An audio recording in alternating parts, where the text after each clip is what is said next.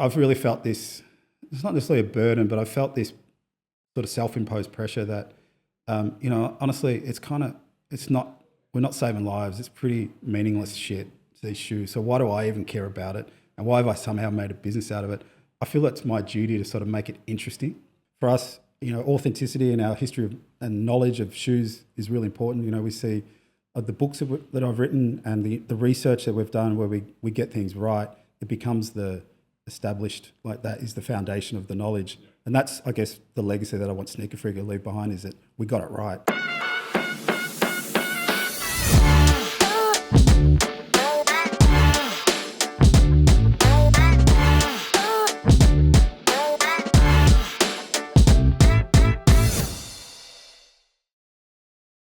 I don't know how I feel about workplace, or I don't know how I feel about the whole working from home and being almost like a staple. I like the idea of having a unit, and this is coming from someone who, like, I work by myself and for myself, and it has its pros, but I think that working with people, it does bring out better and more of you. Yeah, I mean, we've had experience. I mean, we have people working for us in the UK and the US. They don't really have another option. Yeah. And one of the big challenges we've got with them and anyone else who works in that scenario is, how do you still make someone feel like they're integrated into a team? It's a lot easier if they're on the same time zone, but if they're based in New York, there's almost no crossover except at the end of their day. So you need to make them still feel like they're part of something, because I think that's one of the dangers of work from home, is that you just feel like you're on your own. There were people that I know that during that period during COVID would get in their car, drive around the block and come back in their house as if they were doing something. So I think, whatever works for you. I've always loved working by myself. And during COVID, I was still coming to Fitzroy every day. Yeah. I mean, it felt like the Omega Man, that Charlton Heston film, where I didn't even look when I crossed the road, and I've loved Fitzroy. Our office has been here for more or less for 20 years. Is it the same spot? You've been there for the whole time? We changed from one end of the Victoria Street to the other. Right. We were on Smith Street before that. So we managed to stay in the hood, but it's getting harder and harder because, everything's been turned into apartments around here, and there's a lot less people working in Fitzroy. So, yeah, I mean, I think inevitably when you've been around for more than 20 years, a lot's changed, and there's a million different ways. That's the thing, man, because I was thinking about, like, where could this conversation go? Because having Sneaker Freak has been around, 22 odd years.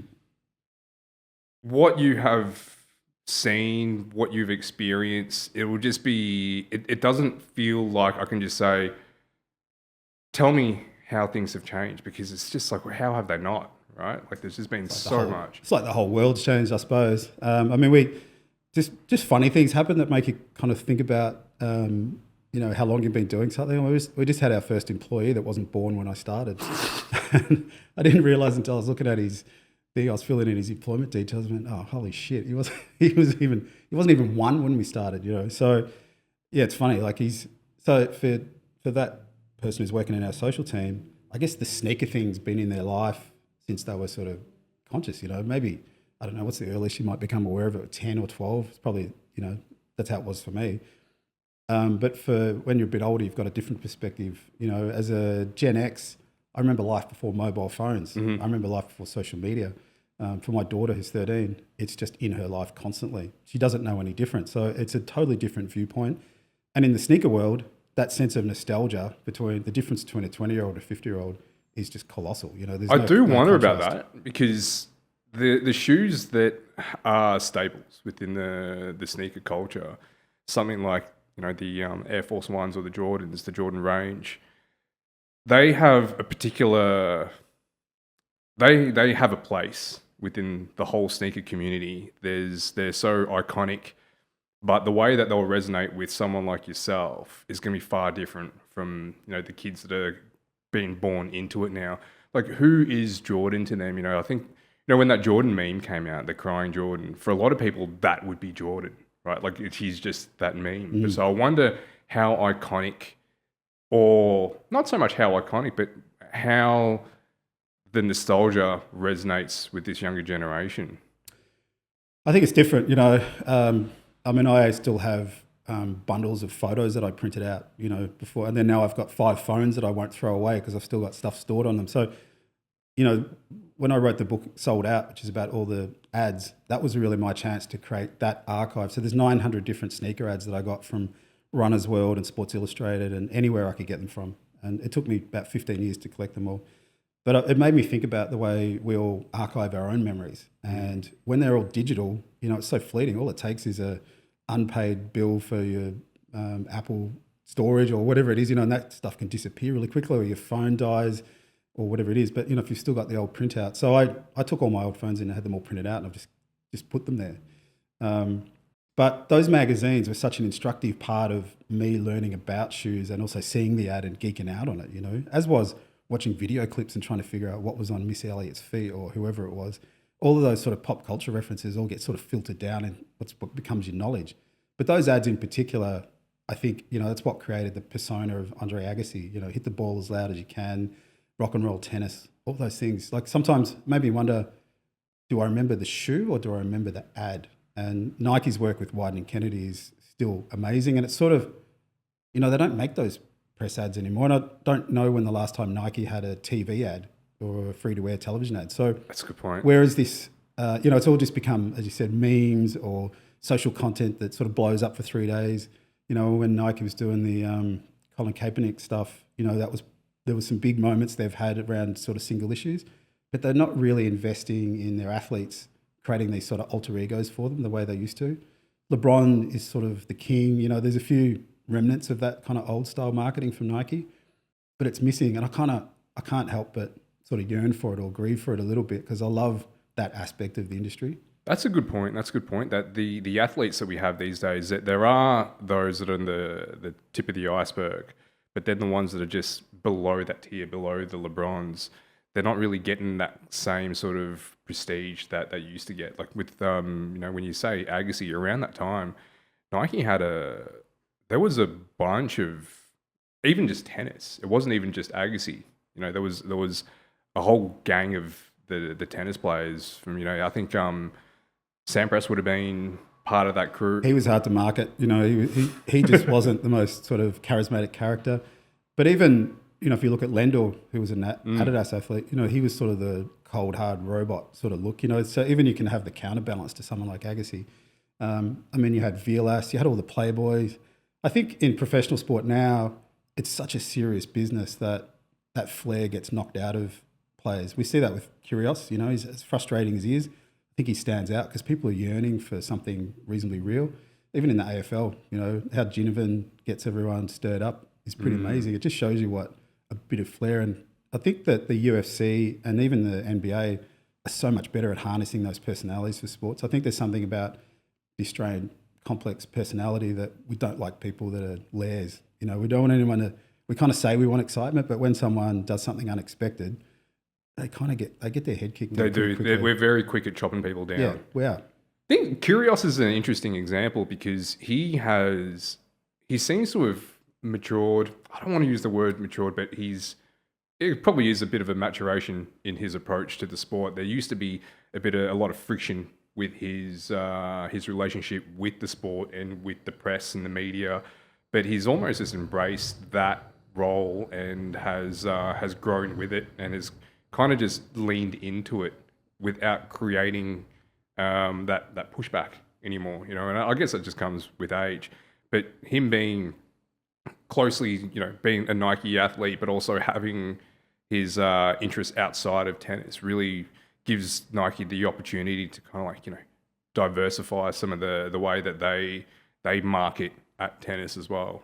Well, it made tennis exciting. Again, I was at the Australian Open when he's caught. I wasn't on the right court for him, but, you know, tens of thousands of people came out just to watch his match, or even watching if they weren't inside the ground where he's playing. So, you know, professional sport needs characters. But we're getting off the subject of sneakers, I guess. That's not, man. The way that this is going to go is that, like, sneakers has permeated into so many different areas of our lives and culture. It's just got its fingerprints everywhere. So when this just goes off on a tangent, I kind of would have to expect it is going to do that. All right, let's keep going then. Yeah, it's no issue. But I was just thinking, like, in recent times, I guess, like, since COVID, there's been a big shift in the sneaker world. I feel as though that You tell me if I'm right in saying this. Like 20 years ago, it was a simpler game, right? There was fewer players, fewer options, not just in sneakers, but just culturally all around in the way, in our purchasing habits and the things that we're exposed to. And over the years, things have just become more complex, right? Is that something that you've observed as well, just in how you guys, just in the sneaker world for one, and then how you guys approach that as well? Oh yeah, for sure. I mean, you could break that down on lots of different ways to approach it. I think that, 20 years ago, there might have been a few good shoes come out with Foot Locker. You almost had to go in there every week just to figure out what was on the shelf. And there was no way to find out unless there was no substitute for actually going into the Swanston Street store. And Foot Locker kind of had the Australian marketplace to themselves. Then over time, we had some independent stores come in. We had, the rise of Accent Group, who are now a dominant player here. So the market's saturated, I think, pretty saturated now compared to what it was 20 years ago. You could barely buy shoes online 20 years ago. It's probably, I think most young kids would be surprised that e-com generation sort of, moves so quickly. But I think in general, information, the big thing is information has changed. So when I started, I had to get my mate he wanted to start his own internet company to build a blog kind of machine for us because what's the main blog software? That didn't exist. We had to build a custom thing. And I think I used to put up maybe one story a day and maybe sometimes two on a weekend or something. So putting up 6 stories a week. And I was thinking, how good am I? That's amazing. Like, we're pumping it.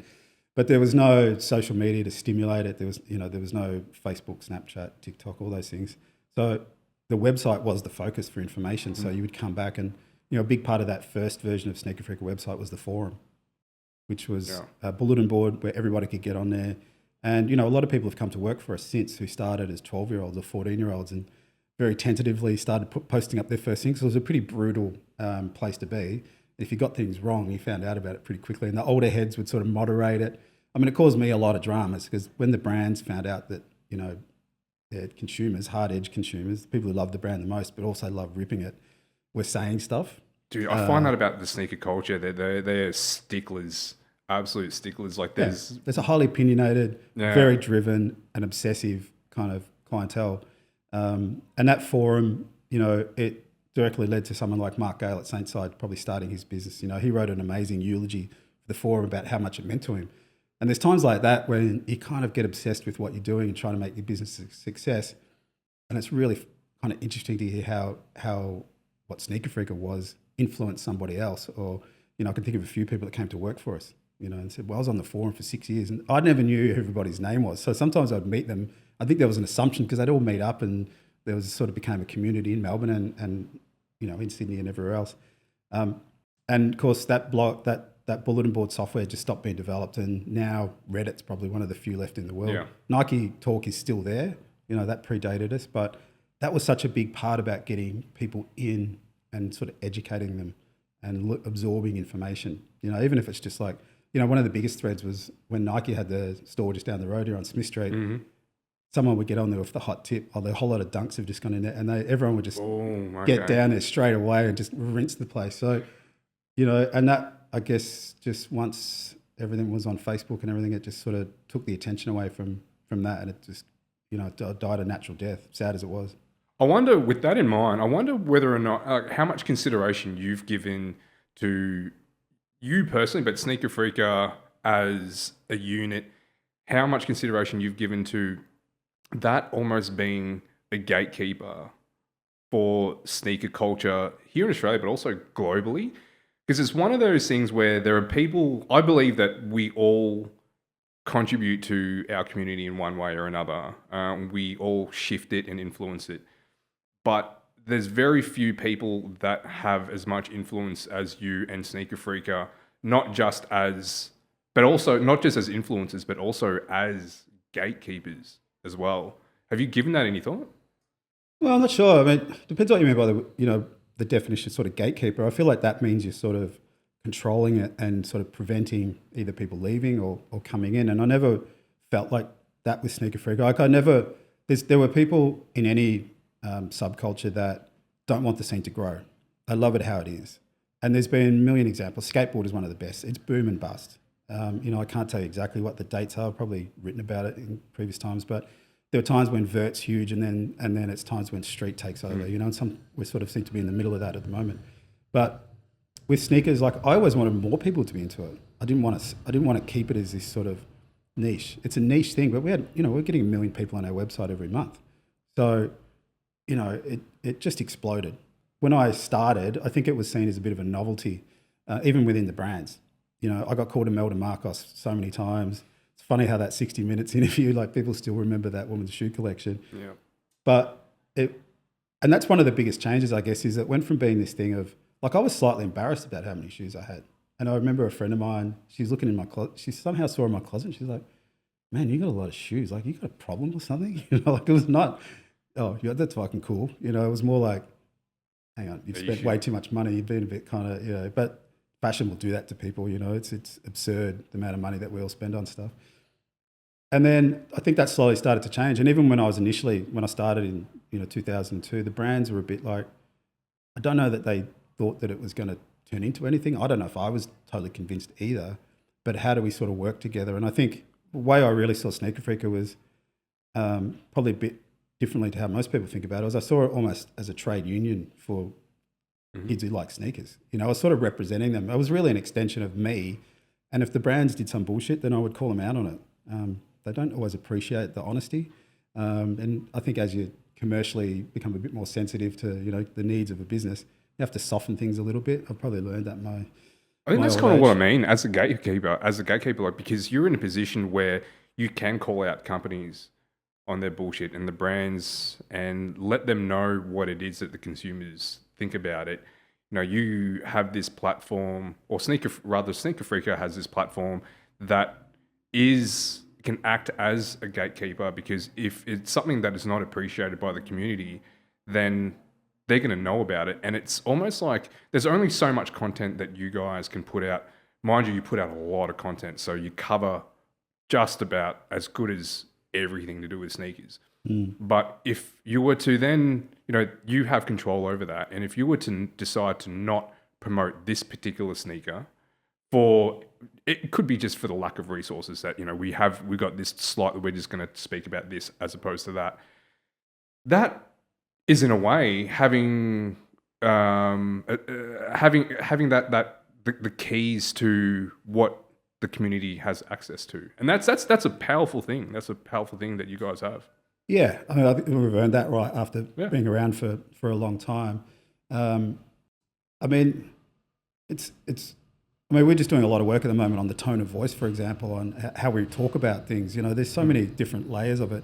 In general, though, we try and cover everything. When I was talking about, I was putting up 5 things a week. I think now we create around 80 to 100 pieces of content a day. Probably a couple of hours. Every couple of hours there's something going up. Well, it's more than that because it's across all the different platforms. So, it might be one blog post or one feature story that gets rolled out, and there might be ads running in 10 different countries and all sorts of things. So the average person in Melbourne only sees like a tiny fraction of what we ever do. And I think one of the big changes as well is there's now 1 million Facebook groups. There's also, there's things that just exist on Discord. There's so many different sources of information, and everybody's competing for attention and eyeballs on their content. So for us, authenticity and our history and knowledge of shoes is really important. We see the books that I've written and the research that we've done where we get things right. It becomes the established, like that is the foundation of the knowledge. Yeah. And that's, I guess, the legacy that I want Sneaker Freaker to leave behind, is that we got it right. We don't always get it exactly right. There has been times our audience loves it when we get a date wrong or we name a shoe wrong or there's an error. They love kind of kicking us for it. But for me, I think I'm really, the Ultimate Sneaker Book, which is probably the biggest thing we've ever done. That's the first book I did that was like 700 pages. I was so sure that there was not one typo or factual error in it. For 7 or 8 years, I was telling everyone I haven't found a mistake, but if you do find one, I want you to tell me.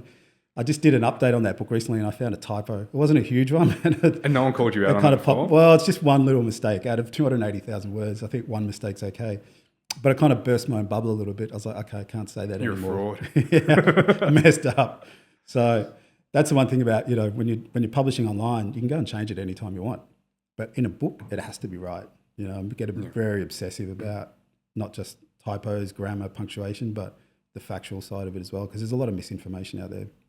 Was there a moment along in the 22 years where where the penny dropped and you realised that shit, we actually are in a position to establish this knowledge base, or this is exactly what we are doing? Because when you started off, it was for a bit of fun, right? So it was, merging of different passions: sneakers, journalism, content creating, graphic design, all those things put into one. And along the way, it would have been, was there a thought of, fuck, this is growing into something that is now, I guess, like reached adolescence? Those moments happen so many times, and they still happen now. You know, I just recently got asked to do a project that is something I wanted to do for 10 years, and I tried to figure out how to get my name in there and try to make it happen. And, thankfully, I can't reveal what it is, but it's still on the verge of being announced. And it just blows my mind that I'm even being considered for, to work on a project like this. So, I've never really fully felt like I've mastered the potential of it sometimes. So it's frustrating in the one sense of like, wow, how much bigger could we have got, or what other decisions could we have made? Or, one point I nearly moved the whole Sneaker Freaker office to America in 2009, and literally that financial crisis hit, and that was just fucking the worst time to go to America. It didn't happen. You get to a different stage in my life. My kids are all in the ends of high school and stuff. It's just not going to happen now. So there's lots of times. I think in that early stage, you're right. I mean, the story, it's a really easy story to tell. The origin story of Sneaker Freak is I wanted to get lots of free shoes. And that has obviously happened. Like, there's no doubt I have a lot of shoes. But what I really wanted to do was I wanted to make stuff. Like, I like to make stuff. So I don't think anyone called themselves a creative then. It covers so many different things now. But, I'd worked in radio. I'd worked in fashion and advertising. I'd worked in the film industry. I just like going from thing to thing, but I never really thought, I'd certainly never think I'd be doing Sneaker Freak for 20 years. Maybe 2 or something. That seems like about the time that I could sustain something. I did a T-shirt label called Wankus, which was pretty funny for a while. That was all bogan kind of stuff. And that was at a time when everything was obsessive about electronic music and stuff. That was very kind of counterculture, I suppose, to what was happening. But the start of it was really simple. Talking to a friend of mine, it's like he introduced me to someone. I didn't know anyone in Melbourne who knew anything about shoes, really. It wasn't something that you discussed, like I was saying before. And I got introduced to someone. I was working at Revolver. I did one of their earliest logos. I think it's still on their door. Cool. So I've done lots of different things. And I thought I should start a magazine. 3 weeks later, the first one was out. And it is mildly embarrassing to look back on it because it is very much in the fanzine tradition. I used a graffiti font that I'll never live down. I kind of hate that I did that, but it is what it is. But immediately, we had this launch party at Revolver and 300 or 400 people turn up. And I was like, holy shit, this thing is... So that was the first moment when oh, wow, everyone's interested in this thing. Oh, wow. Like, it's like everything's so picked over now culturally. It's like there is, like in Melbourne, especially in the 90s, there were goths and skinners. There were all these sort of subcultures. That's dissolved from the Melbourne thing here now. I feel like everyone's part of this homogenous, like the sort of hipster thing just smashed all those little mini subcultures. But in Melbourne in those days, it was a lot more kind of random and you're in your tribe. So the first magazine comes out, and then what do? I hadn't really thought about what I did afterwards. I didn't even think I've got to do issue 2. But at some point, I remember the people at Colette in Paris, who I didn't know anything. It was like the coolest store in the world. They messaged me and said, hey, can we buy a box of magazines? And that was one of the first moments where I started to think outside. I wasn't even thinking outside Melbourne, let alone outside Australia. So, after I went to the post office, horrified at what it cost to send 60 magazines to Paris. So then I had to learn about, ring up FedEx. How do I get an account? Like, there were all these things I hadn't contemplated. All I wanted to do was make the magazine. Now I'm being sort of dragged into all these other conversations and things that I had to sort of master. I think another amazing thing was the first time I got sent overseas with a brand to go and see a launch. And all of a sudden I'm in New York with Tinker Hatfield and just feeling like, I was able to a reasonable amount of self-confidence, but holy shit, I'm in the fucking home of sneakers and there's all these Nike people. I've got to do I go and talk to them? I don't know. And you just realize that people are people. It doesn't really matter where you go or whatever. And as you become the guy from Sneaker Freaker, it gives you a certain amount of respect or you've got a thing. It's different when you're just starting out. So we got through that phase and then it just sort of, there were all these little moments in time that were exactly like that. I think at one point we had offices in Barcelona, Cologne, Berlin, and Russia. All of those things were super interesting experiences. You know, we printed the magazine in all those languages. Yeah. I think it is the only Australian magazine to ever be translated into a foreign language. And I don't know, they never really made much money. You know, they're kind of a pain in the ass. I loved all of the experiences that I had. But to get the magazine in Russian and look at it, it's just Pretty unreal. pretty amazing. You know, it's sort of just as in a moment, you just go, wow, look at this thing. I've ended up here. So, I mean, they all finished up a long time ago, but they're all part of the sort of little chapters in the Sneaker Freaker story that are so improbable. Even though it's me, like it's happened to me every day. Like every day I turn up and I go, what crazy shit will happen today? And it still goes on. A random email or something will come into your life and you think, man, this project just never ends. It's a beast. I love it, but wow, it's been super interesting ride. Yeah, maybe it wasn't a matter of having any kind of goal or having any kind of objective with it. Maybe it is. That's just how things need to be carried out. That you just jump in and take it that one step at a time and just stick to it. And before you know it, you've got this absolute monstrosity of a project. Well, yeah, I think a lot of business classes or students, I'm doing a lot of mentoring of students at RMIT, and when I tell them my story, I realize it's probably everything again, you know, contradicts probably what they're told. You should have a business plan and a 5-year thing and all those things. I never really had one because all I did was front up each day and just do my best and try and get where I need to be. I think there's lessons to be learned from that approach as well, definitely. And we're certainly a lot more organised now with the current structure and the team we've got in place. But I think there's an analysis paralysis sort of thing is where people get so hung up on doing the wrong thing or going down the wrong, you know, like just get started. That's the question I get asked a lot by students is, well, how did you get started? Well, just decide to do it. I go, but I think everybody's looking for the secret password to enable you to come in strong. And it depends on how much money you've got, you know, do you need investors, all those things, but there's no substitute for just getting started. Mm-hmm. Whether it's registering a domain or starting an Instagram account, you've just got to get rolling. Yeah, and just build up every to little tiny increments and little steps along the way. You don't have to come out full force right from the start with like the fully resolved thing. And you'd never know how people are going to react to what you're doing. You know, you create partnerships or you create, someone new comes into your business who's got a different perspective. All of a sudden you're going off in a different direction. So all those things are possible. But if you don't start, you know, I know heaps of people in Melbourne that you've met. They go, I was going to do this. I was going to do that. Never got around to it. You know, well, okay. It's just bullshit if that's what it is, you know, like everyone's had those moments where, how many ideas have you ever had about things you could have done? I could start this business. Squillions, man. Yeah. And you got to pick the one. I mean, that's the skill. I think the biggest thing when I think back on Sneaker Freak, I didn't know it at the time, but the sense of timing was just perfect. It's a bit zeitgeisty, but this is what a lot of people were thinking, how I'm interested in shoes. You know, when I think back to Hikmet, who started Soulbox in Berlin, the guys at Sneakers and stuff in Sweden, even Undefeated in LA, like we're all similar backgrounds and surprisingly we all get on. We all kind of grew up on 80s and 90s sport and all the rest of it. And so it's not that weird that we all sort of wanted to turn shoes into our business.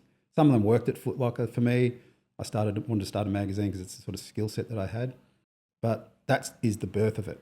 You also had Nike SB. You know, Sandy Bodecker started the skateboarding brand. You had a whole lot of things. You know, the collaboration business just getting started. So all of those things percolating created this kind of, you know, lit the fire for what was to come later, and that became much bigger. You know, in those early days, people were only selling a couple hundred pairs of shoes, and we all thought how amazing that was. Then it turned into 10,000 pairs and 20,000 pairs. And I've heard collaborations recently that are 300,000 pairs. Dude, you know, people just lining up for days. The business is big money now, and that comes with its own positives and negatives. People can't be perhaps as creative or as kind of experimental as they used to be. And there's no doubt it was more exciting and more thrilling in that early phase, but I've never been one to hang on to, it was better in the old days. You know, like I don't want to go back and watch black and white TV. But there are things that are just well and truly picked over now. I think it's become so sophisticated and cynical. As we saw with things like the Wu-Tang Dunks coming back out, you know, I just don't know how I feel about it. Part of me says, awesome, everyone can get that shoe. It's a holy grail for some people. But I kind of feel like that is one that should have been just left alone. Just left there. but if there's 10 or 20 pairs or whatever were made, just leave that as an awesome thing that's predated, you know, because those things happened just in the 90s towards the end. The Alphanumeric was another one that came out. But, you know, the Pata Air Max ones just came out recently, the chlorophyll ones. I got, you know, they sent me a pair and I'm like, this looks exactly the same as the original. So then I start thinking about, should they be exactly the same or should they be better in some way or different in some way, so that if you've got both of them, you've got, you know, two versions of it. But people, the purists will always want the one-to-one. So, you know, you just go around in this loop. But I'm also conscious of the fact that I'm a much older guy now, so my opinions have changed, and I want to see that young generation come through who've got fresh ideas, and I want to see them tell me how they want it to be. Yeah, they do that. They do that a lot with the with basketball shoes, Protros. How they just bring back like the silhouette, but then just throw make them more comfortable or faster. Yeah, just the new tech in there, and I think that's working well for people. But I think, you know, because the sneakerhead thing and the big brands, especially Nike, we're in this sort of symbiotic relationship where, you know, the brands need us, that we need the brands to be sort of catering to us. And I think, you know, whilst it's easy to sort of slag off sort of resellers, and I've done that many times, you know, in the early days, it was just part of the hustle of getting shoes moving around. And I think that's always generally a good thing. And there was millions of cases from the Sneaker Freaker forum where people would go to an event in Philly or whatever and get the shoe and send it back out here. And, you know, everyone's got funny stories about this, buying a pair of shoes and it's been all around the world 6 times by the time they get them. But it becomes a bit cynical when things are just released for that collector market. And you just think there's no progression here. There's no reason for it to come out again.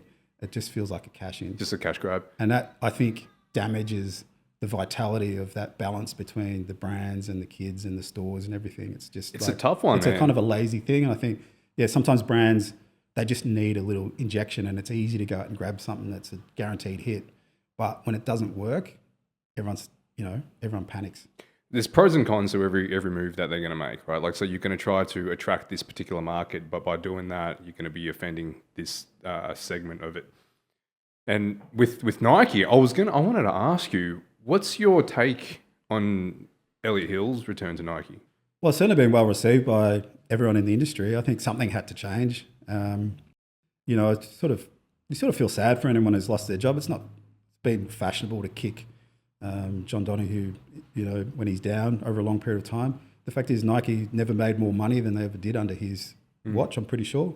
But things change, and when you're an outsider to that company, it hasn't always ended well. Yeah. And so it's just another one of those unfortunate things. People have their time and things need to move on. You know, we saw that with the Adidas and the whole Yeezy thing. You know, these companies are big and they're tough to run, and everyone's very opinionated.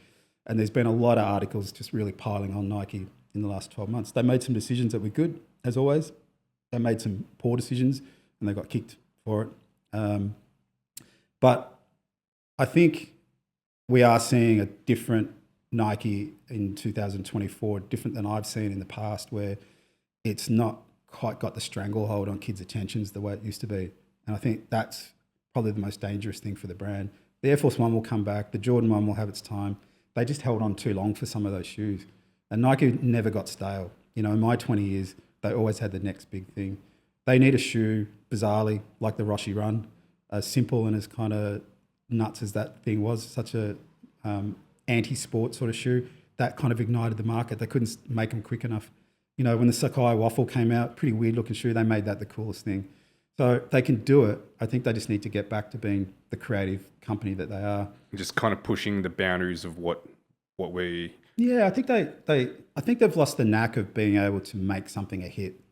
And probably in music, it's such a fleeting thing. You think you've got it all dialed in, and all of a sudden, if it doesn't work, people start to second guess what we're doing. You know, it's like the rug got pulled out from under them.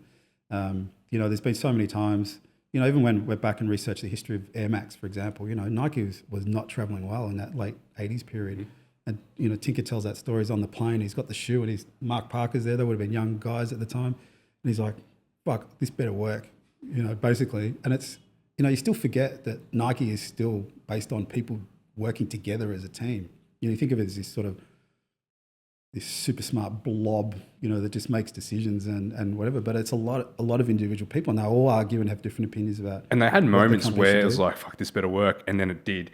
and then they'll kind of just taper off and it'll dip. I'm like, fuck, this better work. And they were, for the longest while, they were just kind of like keeping the head above water, and just got really lucky with some right moves that competitors weren't making as well. Well, I think in any company, you know, in this realm, you need the marketing team doing their job, and you need the product team doing their job, and they've got to be hitting their straps at the same time and be on the page, you know. So we talked about all the old press ads. You know, how does Nike create hype around a product? The old days of just putting out a very small number of pairs and creating FOMO kind of works, but they've done that with a lot of different things, and nothing's really taken off. So for every kind of interesting thing that you do that's like quirky or experimental, like they've got all that, is it ISPA stuff or whatever it is, you know, really weird looking stuff, like shoes wrapped up with string and shit. It sort of just doesn't really have an audience for it, even though it's weird. What they need is that kind of regulation mainstream hit that's still got something about it that's quirky that you'll get to live on. The Air Force One is just a basketball shoe. The story of how that became, you know, one of the highest selling shoes of all time is so interesting. They never really marketed it. They never really had big campaigns. They had a few athletes. So they need to create this cultural groundswell for a shoe to sort of succeed. And I think from their marketing team, they've sort of lost that ability to just create that level of hype around something where everyone gets elevated. And the industry needs it. You know, I go and talk to all the brands. They want Nike to be backfiring, because when it does, it feels like a more exciting place to be. But do you feel that the climate and the way that things are shifting culturally, and how we have so much options in every sector of consumerism, that having one hit, it's not going to be enough, because just the way that we are consuming, not just in a commercial sense, but also just in terms of content and how we live our lives, it's just bang, bang, bang. It's so fleeting. So it's on to the next. And, you know, you have all these brands, more so than ever, just coming up, leaving their fingerprints on the market, and then just bailing, you know, just going for that cash grab, hitting a particular sector of the market, and then fucking off. Well, you know, New Balance has probably been the best in the last sort of 2 years. And I think what they've got is a really consistent vision of, they've got a really good team together of, you know, creative people. They've got a really good roster of shoes. They've invested in all the things they need to take that step to the next level. You know, they've gone from kind of 3 billion to 8 really, really quickly. So they've been able to sustain it, which is like one of the hardest things. But what they've got at the moment is this sense of momentum. And we saw when Adi had, you know, it's basically 11 years since Adidas brought out Boost. And that kind of kicked off this thing. I mean, when you look at Boost now, you kind of think it's just a foam. It's nothing really special. But, you know, Yeezy harnessed it. It went into all these things. And Adidas got on a roll. And that's what New Balance has been on the last 2 years. And I think that as a consumer, you know, the health of the brand has never been more important. So when the brand's up, it papers over a lot of cracks sometimes with product development or whatever. It's like people get excited and they want to associate with the brand. You know, I've seen a lot of New Balance apparel. Never seen that before. The strength of the logo is at an all-time high. And at the moment, you know, Nike hasn't quite got that momentum running for them. So how do you turn it around? And then once you get the machine running, it's kind of easy to sustain and for it to roll on. Adi's done it. You know, we saw it with Sambas and Gazelles and the Terrace Classics. So now their challenge is, what's the next big shoe for them that kind of bridges the gap between that Terrace look and maybe something a bit more futuristic or something that hasn't been seen before. So brands are really running on momentum, and how they keep it stoked is like an art form in itself. Yeah, and it could also be easier for these competitors, the smaller brands, the ones that are holding the smaller market share, just to try something different, right? Like it's easy for them just to be a little bit more creative, because when you're up the top, you don't want to lose. You don't want to lose that position. It's taking a gamble. There's a lot more. You got a lot more to lose. Where, you know, New Balance can throw a bit of cash to get this particular athlete to and you know how they entered. I'm familiar with basketball, so how they entered the basketball scene, they had one athlete. You know, they started off with that, and then now they've signing on a few more. Like with baseball, they got Otani as well. Massive nab. When you're smaller, I feel as though that you have opportunities just to try new things and just be a little bit more adventurous with it. You know, Nike's been such a dominant player really since probably the late 80s. And I think it's hard sometimes. They don't get much kudos for maintaining that position. Yeah. You know, whether you look at the automobile industry or whatever competitive sort of things, it's easy to look up and try and be the next brand. I think that Adidas globally, I think, has been kind of happy to be number 2 because it's such a big gap to step up. You know, Nike's at 50 bill. No one's ever going to catch them. They're not going to go away. No. They might have their ups and downs. The share price is down at the moment, but they're still so far ahead of anyone. But New Balance is probably, like I said, the biggest riser in terms of the cool stakes. I think if you did a brand health check with different generations, they would come out sort of number 1. But you've just got to get that momentum rolling and keep it going. You know, one of the biggest things at brands is that I see it a lot is there's a sense of drinking the Kool-Aid and getting complacent and over bit confident that what you've got is the shit. And when it changes, that's when there's a lot of, all hell breaks loose and no one quite knows where they're supposed to go with anything. And I guess that's probably exactly what happened with Donahue, that, you come COVID and you have to just basically just reinvent your approach to how you're going to market and how you're going to communicate to your audience. And that was at the time where we just had to try different things. And then moving out of that, it's like it just didn't quite carry across. The practices weren't inherent beyond COVID. Yeah. I think it worked really, that strategy before the way they were relating to their wholesale customers and everything worked really well right up to the point where it didn't. It didn't, yeah. And I think that Nike's, if you look back at how the company's been managed, I've read a lot of the books. Phil Knight's Shoe Dog book is amazing. He talks about that early period in great detail. They always broke things before it got stale. And I think that's probably the miss of the last couple of years is they could have called this off a couple of years ago and changed direction. Nike, they've held that top position for quite a while. I mean, Adidas was probably up the top, I guess, before when Nike was just Blue Ribbon. And then they came in and just all guns blazing. But I'm looking at the way that our relationship with sneakers and also just with other cultural dynamics, right? Like I look at, it's called counterculture, where we're always looking for something that is the antithesis of what is popular, and that's how things will just ebb and flow. And New Balance, I suppose, it just came out of, I think a big part was like something ironic, right? Something that was just a dad shoe, something that was dorky, as opposed to the brand image that Nike had, which was just elite, high level, high performance. And, they had also just the street credibility, where New Balance was not at all that. It was the complete opposite. So I feel as though that's what gave them the popularity. And they're like, oh, we've actually got something here. How can we then just morph that? So it's always kind of just that, how the consumer is always looking for the antithesis of what is popular. Yeah, I mean, New Balance is a remarkable company on so many different levels. They're the only sports company that isn't listed on the stock exchange. They don't have investors. It's held by the Davis family. They make decisions based on what's good for the health of the company. They don't have to kind of blitz sales in the last month of the financial year to keep the numbers up. They don't have to go and talk to Wall Street analysts and do all this bullshit that big companies, they're on the stock exchange, have to do. So it just frees them up. I was over there recently and they were talking, they built this amazing sporting facility across the road from their office in Boston. No other brand would ever contemplate doing a thing like that. And if you go in there on a Monday, there might be 5 high school games going on. They have concerts with, they had Jack Harlow play there recently. He's just signed up. They have college level track and field going on, all sorts of things going on. They've just built this amazing gift to the city of Boston. It's just an incredible thing. And it's right. And, when I was talking to them, they're like, yeah, well, we just decided we were going to build it. So that's what we did. End of story. So, in conjunction with that, they've got 6 factories in that area, northeast part of America, where they make shoes. No other brand makes shoes in North America, and hasn't been for a long time. Really, I think Saucony was the last one, and I think that ended in the 90s. So for the last 25 years, they're the only ones. They still make shoes in multiple widths. They still use beautiful leathers. They'll charge $400 for a made in America shoe. Like, there's so many remarkable things about them. But you know what you're getting though. Yeah, and I think an older consumer appreciates it, and that's part of the reason that dad shoe sort of vibe came in. They've also made a lot of walking shoes where, I don't know, guys that like to walk their Labrador around the lake in the morning, they gravitate to those shoes. They're big and heavy. They last for a long time. They're beautifully made, and the leathers is really good. So they've never chased And I think they're smart enough to know their lane. They never really chased the youth market.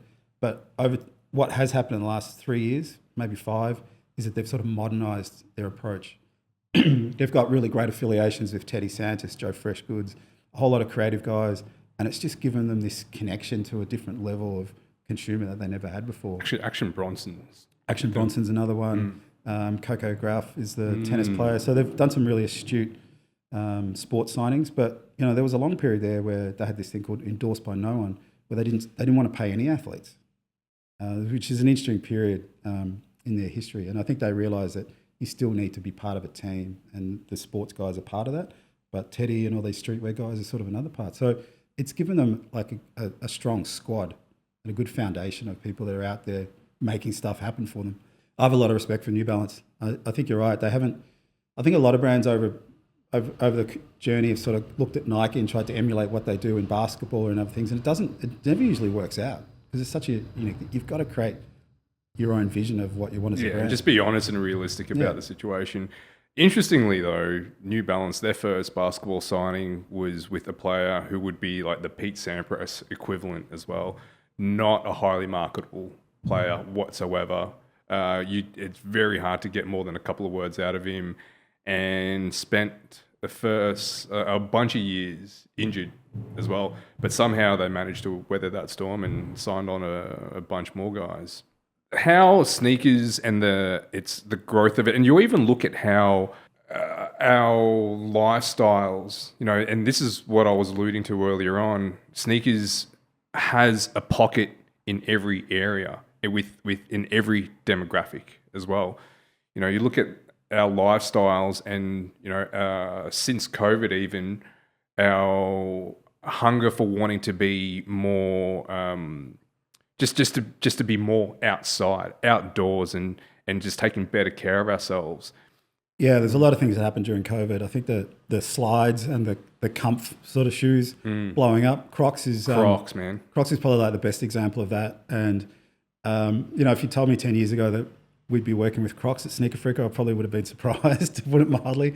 But they've become a really good client of Sneaker Freak of recent days. We were doing a lot of work with Saleh Bembry on his new Juniper shoe, and that's one of the more interesting looking shoes you'd ever see come out ever.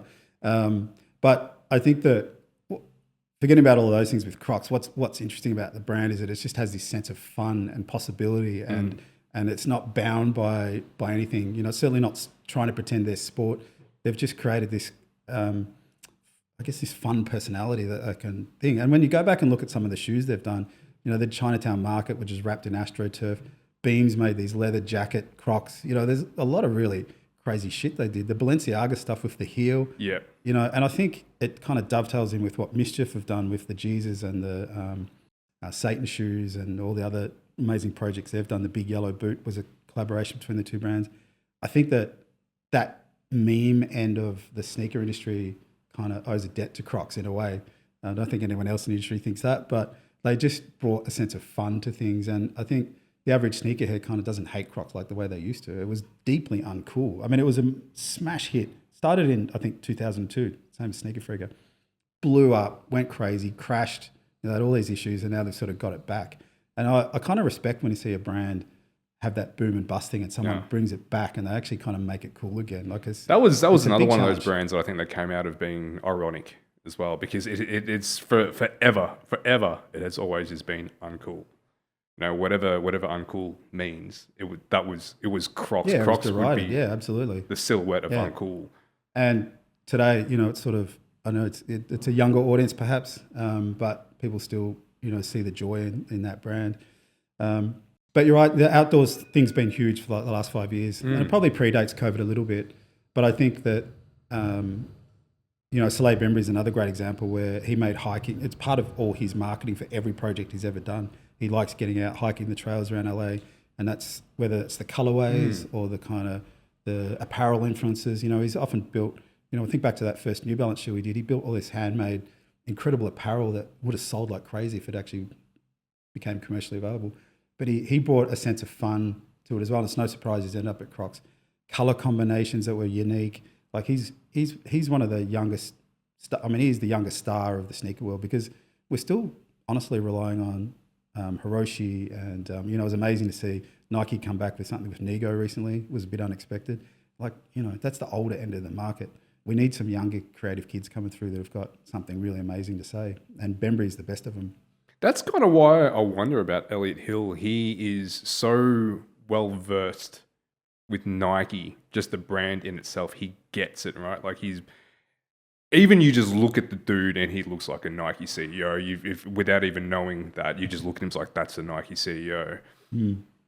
How would that translate to then taking all the experience and knowledge he has and translating that into the world that it is today, where there is this, it's so varied. It's the options are so widespread, and brands that weren't traditionally playing in the sneaker space.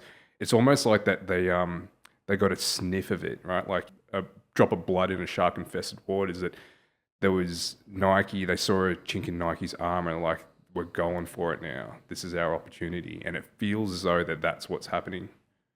Is that the sense? You're talking about like Hoka and On Running and all those of them, other brands coming through. Yeah, I think. I mean, or even those like brands, and Lululemon. I think they just got into the sneaker game and the shoe game. Somewhat recently. Hoka and On are probably the two big success stories in the performance space. Both had very strong point of views of the product. And if you go and watch any park, probably anywhere in the world, but I go up to the one in Carlton, Princess Park, and you start to really watch what people are wearing. I mean, you can see it literally on people's feet. On in particular, but Hoka's the one that seems to have translated into, made some sort of social crossover where people were wearing it with jeans and stuff. It was kind of a weird look, but the fluoro colours and mixed with, you know, it's kind of like a clash. Saw it a lot in Paris when I was over for Fashion Week, middle of the year. So those brands are, you know, made huge strides, but whether they can sustain it, and it is a drop in the ocean compared to sort of where Nike's at. But if they can broaden their demographic, their product range, and push into other categories, you know, there's no reason why they can't.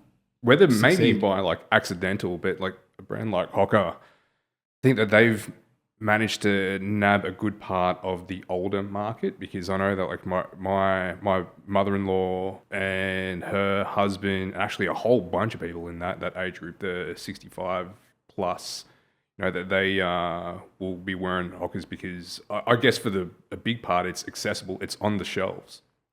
And I think that wasn't that like a part of Nike's strategy, was that they started removing a lot of the products off those shelves that consumers would usually go to, and then it just made way for all these other brands to be like, actually now there's a bit of real estate, we can start capturing a bit of our market. And yeah, like maybe by accident, but Hoka have just nabbed that market that was once owned by other brands like, you know, New Balance and their dad shoes. Yeah, and those shoes are very pillowy. And when the first sensation that people have when they put them on, you can't underestimate it. It feels soft and squishy and gooey, and you just never want to take them off. You know, it's the complete opposite of like a hard-soled dress shoe. You know, it just, you know, it feels like endless comfort. And I think that's what those brands, they've, you know, both of them came about out of the ashes of sort of like the barefoot running craze, which is really interesting because it was all about the most minimal shoes possible. So no foam in the heel, just you and like Vibram Five Fingers and some of these other brands that had just basically a thin layer of rubber that your foot sat on. Now that requires discipline and the ability to run in a very specific way or you're going to hurt yourself. So they just came along in a counterintuitive way and said, we're going to make these big squishy monster shoes. And that's become the dominant thing. So that's happened over the last 7 or 8 years, I guess. Yeah, and again, just with lifestyle, when more and more people are getting out and pounding the pavement. But I'd say they look cooler than a you know, very flat-soled kind of barefoot running shoe. There's not much going on with them. If anyone doesn't know what a Vibram Five Fingers shoe looks like, just Google it. It's a very confronting.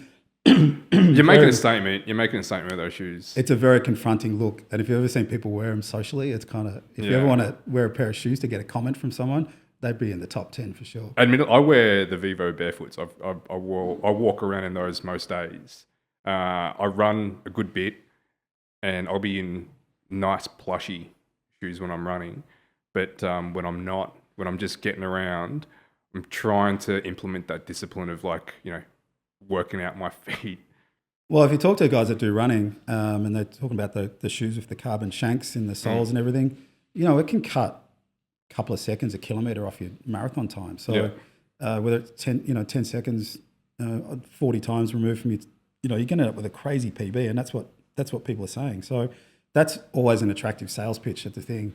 It's not. I'm going to be doing the Melbourne one this weekend, and I wish it was like that. I wish that it was going to shave off. Like I will be running in carbons, but just my daily running is just something. It just has to be soft and comfortable.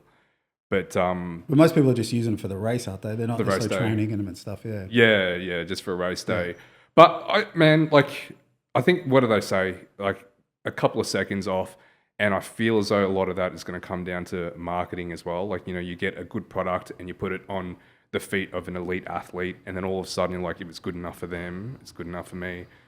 And, then that can loop us into the conversation about tech and how that's such an integral part of sneakers. Mm-hmm. Because I know, like, with Adidas, I think that they are developing a running shoe that gets one use. And this is obviously for, like, the high level elite. And they're going for about $800 a pop. Yeah. So not for consumers, but I think that it's that kind of audacity to do something like that and to put money in that innovation and have it trickle down. I think that's where you're going to be able to seize your market share just from doing bold, daring things like that. Yeah, Nike had a similar concept probably 15 years ago at least. It was called the Mayfly, which has a very short lifespan as the fly. And the shoes were, I think, meant to last 100 Ks, so 10 kilometre races. Oh, wow. And at the end, you had a bag and you sent it back to Nike and they were meant to be turned into Nike Grind or whatever. So, that short-term sort of thing, it's really against this idea of consumerism at the moment. And there's also that as well. To race. So they cop a bit of flack for it. But that was an interesting shoe. It was designed in a very specific way. It's pretty minimal. The upper was made from like a parachute material, weighed nothing. Mm-hmm. And one of the great tricks in the sneaker very obviously, you could throw a pair to someone in the box and they would freak out. But the box weighs almost nothing. You couldn't even tell the shoes are inside. Yeah. And I think that Adi pair, I can't remember the name of it, but yeah, that's a really interesting looking product. And the fact that people have this sort of planned obsolescence built into it is confronting for people. And it kind of, I don't know, the contradiction of it, people sort of respond to it emotionally and they either like it or they don't like it. But yeah. It's a kind of a product that gets people's attention. And then there's also on running, how they have that 3D printed shoe. You would have caught on to that. Mm. That to me feels like innovation for innovation's sake, but it's got people talking about the brand. And for sure they've invested squillions of dollars into something like that. And it'll be interesting to see where that goes and what the trickle down effects are of that with their brand and trying to claim a larger portion of the market. Yeah, I mean, those shoes look amazing. The marketing material they created for it, I haven't put them on. I don't know what it is, but they look beautiful. They look sleek. Yeah. I don't know if it's innovation for innovation's sake. I think you could say that about anything ultimately there are boundaries of what brands can do with shoes to about in terms of how much they can make you jump and run faster. Such an abstract thought of, that's what they spend all their time thinking about is creating a shoe that makes you run faster. But ultimately, it is about just creating something new that gets people excited.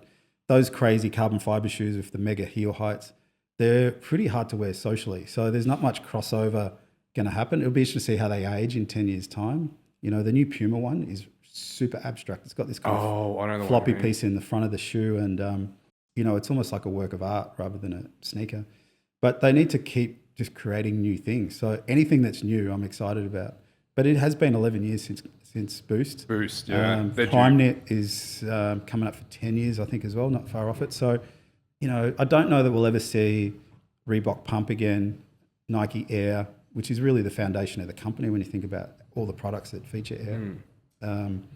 It's hard to see a really radical thing coming up. I think Nike would like Shocks to come back. I think that's probably got some legs still in it. They can really? Reconfigure it. You think so? Yeah, we saw Kendrick wearing Shocks and it went kind of nuts. Everyone in the industry was talking about it. So I know that all the brands would love to have something. Yeah. And the thing about innovation is we even saw it with Virgil when, they turned the swoosh upside down. Mm. And for years, anyone who ever worked with Nike would know this. You cannot fuck with the logo. And it's pretty much any brand, to be honest. Because all the lawyers will tell you all the reasons about the trademarks and protecting the image of the brand and all this sort of stuff. So I don't know what conversation happened around turning that swoosh upside down, but it would have been pretty high up at Nike. It didn't just happen by mistake because it looks like something a counterfeiter might do. It's it's us about, it's not how it's meant to be. But when you think back to those 10 shoes that Virgil did, not all of them are amazing. I still think if I had to pick one, I think that the Chicago Jordan 1 is the one that is the most iconic out of that group. But it did change things. It might not be something that lasts for 50 years. It got 2 or 3 years or whatever out of it, but it just kind of gave Nike a freshened look. Virgil putting the little clip on it. And there was obviously a team of people who made some of those creative decisions, but it had a point of view, and it had something to say. I'm not saying it's like changed the world of shoes or anything, but because it was quite superficial, but they looked different to anything we'd seen before. And that was a pretty exciting time. I think now what we're seeing is, all the Cactus Jack releases with the upside swoosh has probably gone on a little bit too long. And that's the art form of like ducking out before it gets, super played out. And perhaps even with Travis, he loves brown and caramel and those sorts of colours. That palette, is identifiable for him, but perhaps that needs to sort of update a little bit as well. It hasn't always worked, but I mean, he's the most highly decorated Nike collaborator of all time. I think he's got like 50. That's pretty insane. 50 actually. Or 60 shoes. So not all of them will be iconic releases, but I mean, he sort of piggybacked off that Virgil stuff to some extent. So, it can be a simple little idea that kind of sets the brand off on a different course, and it's just how people respond to it. And it's a bit unpredictable. You never know what's going to how people are going to absorb information and kind of take it on. I think you can also sniff it out when they're trying too hard to reinvent something. I think that's when people are like, not quite, like you. Yeah, I'm trying to think of what would be an example of that. I don't know. I don't know if I've got one specifically. But I think, Virgil's, the fact he's died was such a monumental loss, not just for his family and for the people that loved him and knew him. We had a lot to do with him in Sneaker Freaker. He's actually in like the 3rd edition of he entered this colouring in competition in Sneaker Freaker. And I had no idea until he came out to Sydney and he goes, I'm in like the 3rd edition. And I was like, so I had to go back and get the magazine and sort of look at it. But what I loved about Virgil was he was very active in explaining what he was doing and why he was doing it. And it kind of gave some credibility to design and to the making of things that, on one level, are quite superficial. It's just the way things look. He's never designing a shoe for running or anything, but he was a master at interpreting things and creating stuff. But he made shoes interesting. Yeah. But all the work that he did at Off-White, and he, bringing Louis Vuitton together with Off-White and with his own work and everything else, that period has come to an end, I think. Even we've seen it with Adi and Gucci and Prada and those things. This feels like that super high-end French establishment edge of fashion doesn't need sneakers anymore the way it used to, or it's just run its course. So these are the things that are creating a bit of a vacuum at the moment, where even that outdoor stuff we're talking about has sort of come to an end. Yeah.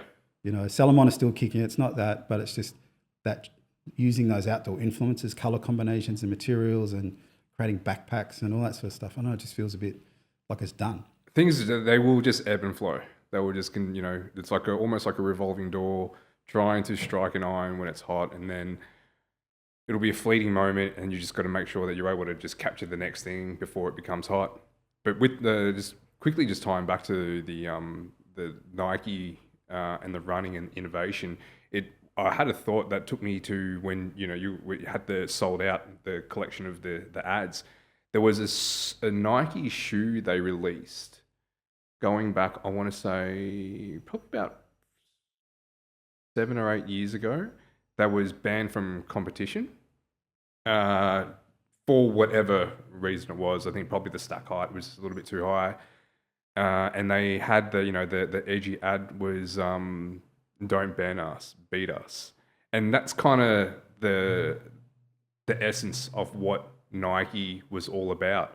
And I think that whole, I remember at the time, that whole situation captured it perfectly, that Nike was always pushing the boundaries of innovation, and they did. They pushed it a little bit too far as per rules, as per just the legislator of like what's okay to be running with. It's still a fucking shoe, right? You still have to run it. It's not going to really make that much of a difference.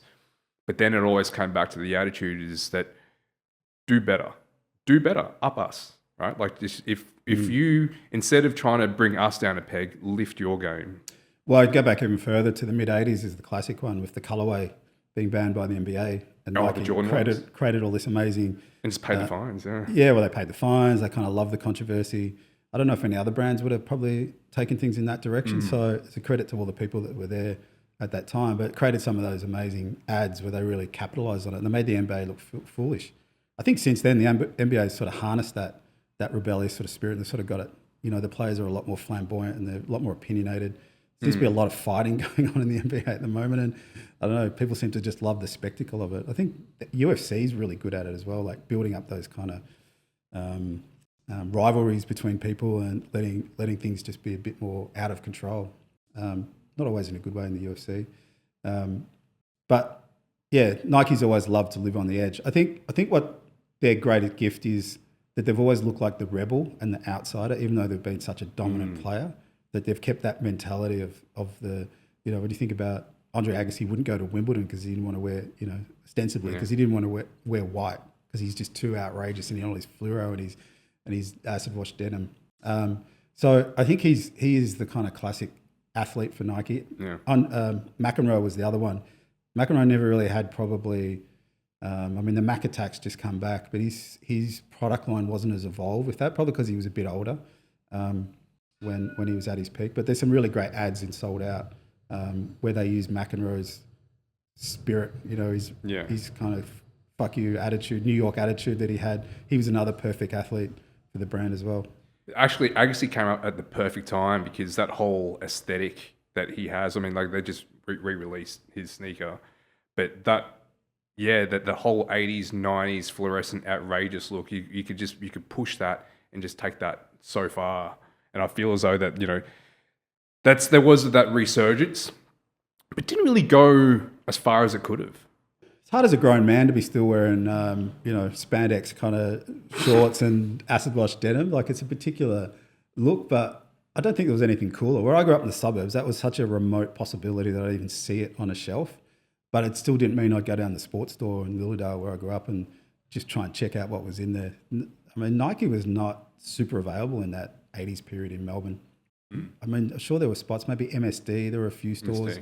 You know, it wasn't easily accessible. So your biggest exposure to Nike was if somebody went to the US. Now, in the 80s and 90s in Melbourne, people did not travel like they do now, you know. Half of Melbourne's away every winter traveling in Europe or in America. So bringing stuff back from a crazy uncle that got to travel or whoever was like one of the most exciting things that could happen to you. Actually, the whole online shopping, that rocked the boat quite a fair bit in terms of us having access to sneakers and shoes that were only available in America because our selection was so limited, not just in terms of the range, but just in the colorways. And when we were able to purchase it from America, it opened up the floodgates, and we were also able to get it like so much cheaper than what they'll be available here. So somehow they managed to curb that. I honestly did not see this coming, but I guess maybe about 10 years ago was when online shopping just went boop, and it was everywhere. And then a couple of years after that, somehow they managed just to rein it back in and get us purchasing back from, you know, brick and mortar. And we will still get online, but not in the same way that we used to. Oh, you're right about shoes are expensive. I mean, I met someone who just turned up in my office with a whole van full of shit from when he worked at Reebok. Shout out to Cliff. Gave me life-size cutouts of Shaq, a whole lot of stuff, but also an original box from the original Pump, which didn't really have a name. I think it was just called the Pump. And it's got $360 or $380 price tag on the box. So go back to 89 or 90 when that shoe came out in Melbourne. That was a major status symbol. Was this the Shaq's actual, like his... No, Shaq was a separate thing. So I've got also got Shaq's life-size shoe, the Shaq Attack. And I think it's a 23 or 25. Yeah. It's a fucking big shoe. I've been in the same room as Shaq on a Reebok job, and I've never seen anyone that big in my life. It's quite incredible. And then when you watch him play, he's such a mobile, incredible athlete when he was young. But he was a great character for the brand. But before that, the first version of Pump was very expensive, and Cliff had some great stories about. He had every nightclub membership in Melbourne. Like to be the Reebok rep for those couple of years was the charmed life. You got free drinks wherever you went. Everyone wanted those shoes because they were very limited numbers and they couldn't keep up with the demand. It didn't last forever, and Reebok has kept trying to bring them out, but it's probably never been as successful. Interpump Fury's one version of it, another great Stephen Smith design where, you know, it's been huge in Japan and different markets, and occasionally it comes back and it looks still one of the most eccentric, you know, futuristic kind of shoes that ever got designed. But Pump's probably, I don't know, with the new owners of Reebok. I'm surprised they didn't make a massive comeback, because I remember I would have been around about 10 years old, 12 years. That's all I wanted. That's all I wanted. I was one of the very lucky ones to get a pair, you know, thanks to my parents. But the fact that they didn't make a comeback as big as they should have, that surprises me. Well, it's had probably, I don't know, 5 or 6 goes over the last, you know, 30 or 40 years. But I don't know, those big, the initial ones are really big and clumsy, and I think it's just hard to get people to buy into it. So they never really had it in a really simplified sort of easy shoe to wear. Yeah, true. There's been Twilight Zones and all different basketball versions of it, but I'm trying to think, it's been a while. You know, the Jordan one is an outlier in terms of, you know, 80s, 90s basketball shoes that really And they're not comfortable at all either. They work for skating, you know, they've always got these kind of cultural reference points, but people just like the way they look, and they will put up with, you know, the fact they're not super comfortable. But a lot of those shoes from that period still look amazing, but I don't know, socially just doesn't, you don't seem to see them on the street. There's been so many things, I think, from that era, and it could just be because my age, just having that nostalgia is like, I'd love to see this come back, and it just didn't really last the test of time. Well, the whole way that shoes come back is like a whole interesting story as well, because it never really started to happen until the late 90s. So if you go back, I've got a huge collection of Nike catalogs and so on. So each year, and the car industry was the same. Like I've got a 1962 Pontiac Catalina. I love that car. I don't like the 61, and I don't like the 63. The 62, all new sheet metal. Like there probably were some things that were a little bit of a crossover, but they changed everything about. I mean, imagine going into a contemporary dealership now where that car looks totally different every single year. Yeah. You know, it's absurd in a way because of all the, imagine the investment in the dyes and the stamps and the tooling and everything. It's kind of crazy, but that's how they did things in the 60s. And the shoe industry was no different. A shoe would come out, it had 6 months or 12 months, and then it would pretty much disappear. And I found some interesting stories over the years. You know, one of the earliest brands was Saucony. They kind of had this feeling that the Jazz might become successful again. And this is going back to the late 90s. They did crazy stuff like started to realize that matching shoes with the colors of team jerseys in the US would be popular. So they'd go and put like Phillies colors into the Phillies market and into Philadelphia. They even did this crazy marketing thing where they would go down to the hood with a van full of Vans and just leave boxes of shoes around so the kids would just get them and wear them. Like some like really early stuff where that kind of someone just had this idea of that people would be interested in old shoes. And even when we saw, you know, we talked about the Wu-Tang Dunk. I mean, that was 99. That was just getting a black and yellow dunk, putting the symbol on it. Such a simple addition to the shoe. And I know that there was someone at Nike who got into this idea about putting like a New York City embroidery on the tongue of Air Force Ones. And when I saw that for the first time, I was like, holy shit, this is fucking amazing. And we kind of look at it in isolation now with all the things that have happened and you kind of go, oh, it doesn't really have any impact. But it was like this transition point for justifying a shoe to still be on the shelf 10 or 20 years later. And these little tiny little signifiers, these little options or upgrades, you know, that kind of get you excited about stuff. So by the time Sneaker Freaker started, you know, and Nike SB's bringing back the Dunk and all these things, had been in the Japanese market and there'd been people doing things, but it was still a pretty fresh idea, this idea of retro footwear. And for a lot of us our age, a lot of it was to do with, my mum wouldn't buy me that shoe when I was at high school. That was, if you read all the early Sneaker Freakers, that is the story in every interview. My mum wouldn't buy me the Agassi shoe, so when I finally got a job, I went out and bought every colorway I could find or something. And that's what created that sort of mentality of the collector, of going to Japan and bringing back shoes. Childhood trauma. Exactly. I think the first editorial, I talk about the fact that my mum bought me a pair of Adidas Roams in like the coffee and chocolate instead of the blue and white that I really wanted. And I was like still scarred by it. And I was writing about it in the magazine. She's like, I had no idea I'd, you know, subjected you to this Yeah, Scar. So, yeah, and I think that's changed a little bit. But for us, for the guys of my generation, this idea about buying the shoes you couldn't have as a kid was like the most motivating thing. That's what got us all jazzed on shoes. And that is totally different now because you've got shoes from all different markets. You know, it's funny to see the Mostro come back, you know, the most radical Puma shoe of all time. And when you look at it, you think, how could that shoe have been such a dominant social kind of force?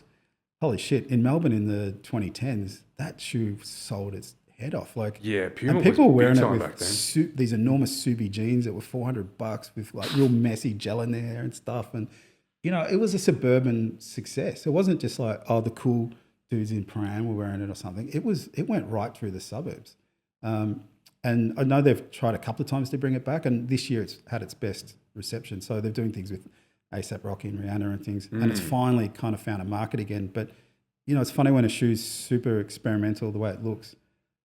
Like sometimes people just hate it and they don't want to have a bar of it, and then sometimes they're open to it. And for a brand, getting that timing right is the most important. Like, that's where the real smarts come in. Do it at the right time. Man.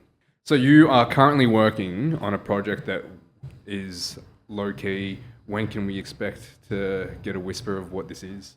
We've always got books on the go. Sort of at the start of 2024, I thought we might be working on 3 or 4 books this year. It didn't quite work out. So I have just done an update to the Ultimate Sneaker book, which was well overdue. You know, that book's 7 or 8 years old now, and it's the sales of that book are amazing. Non-stop, right? And Tashin are an amazing publishing partner, and they have a really incredible sales team who just keep getting it out there. We just did a T40 version, which is a sort of two-thirds size version of the book. But I really felt that the time was right. You know, if anyone who owns that book will see the Kanye section ends in 2017, and there's been a lot happened since then. So I recently spent a couple of months going back through that and just going over that story, like almost like each day as it happened. And it was quite amazing. I knew it all. Like, it's one of those things you sort of know it all because you saw it happen in real time. So it's almost like not a history project, but because it all happened recently. But when you think about just what happened with that brand, that it went, you know, the fact that they got it to be 2 billion, which is pretty close to Jordan. Within striking distance, you know, and you consider all that, the 30 years of head start that Jordan has, the athlete connections and everything. What Yeezy accomplished in a very short period of time, I don't think will ever be seen again. It's a fucking amazing thing. And the fact that it sort of all went tits up at the end real quick too is pretty sad for those people that were personally involved, I think. You know, a lot of people put a lot of work into it. I think Kanye's downfall is well documented, but one of the sad things is that a lot of people worked behind the scenes at Adidas and at Yeezy. And their story, they've never really got the credit they probably deserved creatively or from a business side. So anyway, that'll be coming out probably late this year or early next year. And then, I'm working on some projects that the books take a while. So 700 pages, as you can imagine, there's a lot of work, and we're never quite sure when they're going to be finished. So I don't know. We haven't had a book this year. Late last year, we did a book that I'm really proud of, which was the book all about the Air Max Plus. Mm-hmm. Stay tuned, which we did with Foot Locker and Nike. And I'm glad that was a book that took 10 years to happen, because the bad boy persona of that shoe and how it relates to the brands and everything was a bit hard to celebrate. It was a bit too raw. Pretty interesting, for everybody. That shoe, and I knew there was a great story there. And I'm glad we did it now, at this time last year, because, there's so much has happened creatively with that shoe. You know, you've got people making crazy techno bags out of it. You've got people, the way that shoe's been turned into a meme or into a kind of a different objects that sort of appeal to people. You know, we found Edgel in Western Sydney who's done like 400 TN tattoos on people. Oh, geez. Crazy Japanese style ones and stuff like that. There's just, that shoe has seeped into so many different parts of culture. And it's not even a sneakerhead shoe, really. Sneaker Freak has always talked about that shoe because we had different people in the office at different times that were obsessed with it. And they were the gateway drug for me. Like, I got into TNs in a big way as well. It wasn't a shoe that I was into in the late 90s when it came out, but I kind of love it for what it is now. And I love that sort of the fact that it's got a really strong Australian connection. Yeah, I mean, it's exclusive, isn't it? It's a Foot Locker exclusive, more or less, probably 95% of the time. but it's super loved in Penrith and Parramatta and those, that hardcore Western Sydney audience. Also in Melbourne. And there's been times when, I guess now it's probably, there's a lot of kids who go to private schools who aren't super tough. They're not little mini gangsters, but they love that kind of bad boy aspect. How did of it that as well. happen? How did they manage to? I can't imagine it would have been intentional.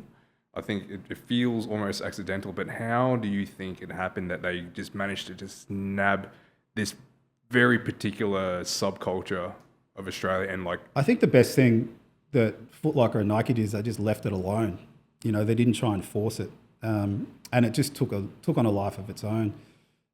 The pivotal thing about the Australian market is that Foot Locker was able to choose their own colours. Now, and to Foot Locker's credit, they never ever called them a collaboration. They could have, in a way, but they could just dial in their own colours, and they understand that consumer really, really well. The Australian ones typically, and I always knew this, but kind of researching it and talking to all the collectors and everything, from France, Germany, the UK and Australia, which is for like the stronghold of the shoe. The Australian ones are always typically got white soles and they're a bit brighter. Like they love pale blue here and whiter colours. And you'll see especially in more recent years in Europe, perhaps it's a climate thing, an all black midsole in the summer heat is pretty full on.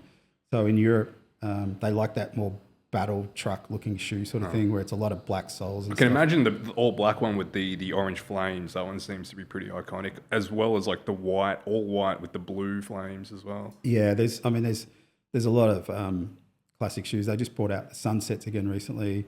They had the Fireberries. So they're sort of bringing back some of the classics. And, Foot Locker's always sold 3,000 pairs, 5,000 pairs like that. Yeah. It's got such a loyal clientele. And that was a real honour, actually, to tell that story. Like I went way above. I created an extra 100 pages of content because I had so many stories to tell. And I always think about the most hardcore TN collector. I didn't want, and I met quite a few of them when we had the launch party in Sydney. I did not want to give that book and be slightly embarrassed about anything that was in it. I wanted them to be like, you fucking, you did the shoe justice, And I always think about that. I also think about, the kid that doesn't know anything about a shoe or Nike or anything. I want them to still read it and feel included in understanding the thing, but also keep the most diehard OG guys. If you can keep those two people happy, you've got a book that kind of ticks every box. I think that's been the beauty of Sneaker Freaker from day dot, was intentionally or not, just being so mindful of the varied audience that you have captured, that it is a gateway. And this is what I was suggesting at the start, almost a gatekeeper as well, because you are community first and you're able to be so welcoming to all the different sneaker enthusiasts of all degrees. And it's something that you could have a mild interest or you could be deep into it, and you will be able to just pick up a Sneaker Freaker mag, a book, and flick through it and just resonate with it, or find something interesting in there, something that you didn't know about, or something just to shift your perspective, or just to give you something to think about. And I think that that's been at the cornerstone of Sneaker Freaker's success, is just, again, not sure whether or not it was intentional, but you're able to just represent the larger community. I think, well, I'm pleased to hear that. I mean, we have a whole team of people that work really hard to sort of create that content and to make it appealing. With the book, and I do mostly personally work on the books. I get obsessive. I love the idea of, creating a book from scratch and being obsessed with it and sort of getting it done and keeping everyone happy. Sometimes that's a bit of a challenge, like what's going in, what isn't. There's all the little micro decisions. But I think you're right. Shoes, I think I've really felt this, it's not necessarily a burden, but I've felt this sort of self-imposed pressure that, honestly, we're not saving lives. It's pretty meaningless shit, these shoes. So why do I even care about it? And why have I somehow made a business out of it? I feel it's my duty to sort of make it interesting. And I think the books are like the purest expression of that. The magazine as well. And a lot of the magazine content has ended up in some of those books repurposed and updated. But I want to hand that book to someone and for them to kind of get a geek out on it. Like I said, when you hand it over and someone's flicking through it, I reckon you can give it to anyone's grandma and they'll be like, I think so. That's an interesting looking shoe. You can sort of delve in, you start to drag people into it. And that comes about through caring about like the way I put them together to make them interesting, the combinations of the photos, like all the research, the materials I've collected over the last 20 years. The books are like the best form of how to hand it over to someone and get them excited on it. I guess, you know, I've made a lot of money for multinational companies, that's true, and I'm dragging kids into this thing that's all a bit consumerist and a bit self-obsessed. I had a lot of, you know, thoughts about what am I doing? Like, this is just fucked up, you know, when you think about it in that level. But I've also had the counterbalance to that is, you know, I remember we had the launch of our Blazer Glories at the Shaw store in Melbourne, and I still remember this day, and I've told this story quite a few times to people, but there was a kid who came in, he was 14, he was there with his dad. His dad was the most uncomfortable person you've ever seen in his life. He's in this room with all these sneakerheads, and I'm pulling the names out of the hat, and everyone's in there desperate to, you know, they wanted a pair. And I was, please, fuck, whatever I do, drag this kid's name. And I was trying to see his name in the thing and trying to, you know, make sure he won. And he did end up getting the pair. And, you know, I was probably I'd only just had my first child then. Like, to see for those two to come in and have this memory that they sort of shared together, I was like, good on your dad for actually, you know, putting yourself in a very uncomfortable sort of position. And his son was pretty up for it as well. And they would have left with this great story. I have a photo of it that was we put it in the magazine at the time. And the swap meet is another example where I think we manifest the, you know, the Sneaker Freaker forum in an IRL setting where everyone got to meet each other. And we were, still think, haven't been proved wrong, that Sneaker Freak was the first place to ever do or first time a sneaker trading event was ever done. And the first time we ever did it was where Cookie is now, and it was a vacant building.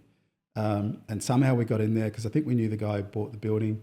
It was there was no fit out. And I'll tell you how old it was, because one of the funny things about that story was we had a huge beer sponsorship. Like, we had crates of beer. Everyone was getting completely hammered, and you were allowed to smoke in there. So it just seems like absurd now when you think back. But the next day and a few days afterwards, people were like, oh, all my shoes smell of cigarettes. I wish I'd never tried to sell them at that event. And I reckon that was 2003 or 2004. It was pretty early days. Yeah. And we've still never charged money for the Sneaker Freaker swap meet. We were actually nearly supposed to be doing it next weekend, and we just fell over for a few reasons. So we'll be back in March next year. But for me, that's the day when everybody comes out, and it's not about money necessarily. You know, there are other sneaker trading events where it's very commercially focused, but for us, it's just about hanging out. Everyone's welcome. It's always been free to get in. We would never been able to have done it the last few years without the amazing brothers and all the crew at Globe who let us use their warehouse. But that's a day when you can just everyone can just hang out, and it's really satisfying to see everybody just kind of talking and shit. The shoes are sort of big part of the reason why everyone's there, but it's not the only reason. It's community. Yeah.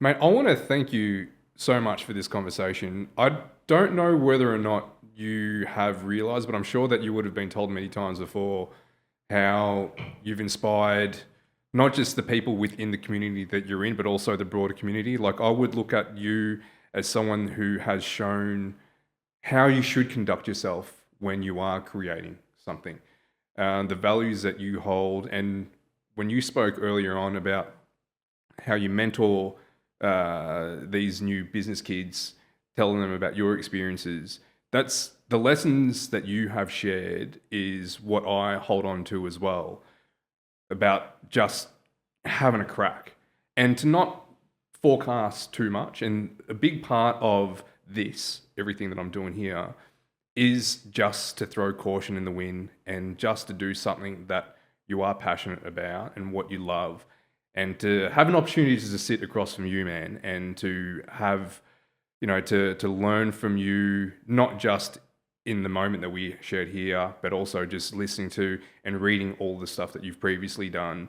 I'm sincerely grateful for that, and it feels like such a privilege to have had this opportunity. So, Woody, thank you very much, mate. Thanks, Wayne. I really enjoy the mentoring of the kids because I feel like, I probably should have got one myself when I started Sneaker Freaker. And it as you get older, there is a joy in like handing information out and letting people go and just where they end up. You know, one of our great interns that we had over the years, and quite a few of them end up working at Sneaker Freaker. You know, one of them just got a major marketing role at some of the brands and stuff, and I stay in touch with him. You know, that's really satisfying to me on a whole other level in terms of what we've created. Sneaker Freaker is such a weird, unlikely success story. I still have been involved in it every day, and I still don't even know how it happened, even though I've been witness to all of it. You know, I've been far from a perfect boss. So we've been a whole team of people working for us. I think at the moment there's 16 or 18 of us.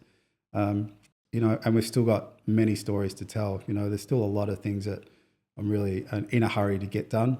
I can't think how my life might have turned out differently if I'd never decided to do that first magazine. It's taken me all over the world so many times. I've met so many amazing people and had so many great experiences. I've got, you know, which is, I guess, another way of saying I got way more back than I ever expected. You know, I wanted free shoes, but really what I got is a career, and I've loved being able to make stuff that I think will stand the test of time, for sure, from my own personal point of view. But I've loved being part of the sneaker industry. It's the thing that I could never have expected, you know, especially in that early days. I remember, you know, the brands were like asking me questions about things. I was like, holy shit, they think I've got like something to say. I sort of had to realize I had to carry myself as an expert, which is when you call yourself the editor of Sneaker Freaker, that's what you have to be. So Carry some weight. You know, I had to like learn how all of that stuff. And I think for the most part, we've done it in a really, authentic way. It's a pretty common word these days, but honest way. You know, we don't always, we try and have an opinion. And in this day and age in media, that works well in politics and things. But in our world, there's a lot of pretty neutral media where it's just covering what happens rather than like taking a stand on certain things. And it comes with its costs and its upside as well, but it's just how we've always done stuff and how we'll keep doing it. Woody, thank you very much, mate. Thank you, Wayne.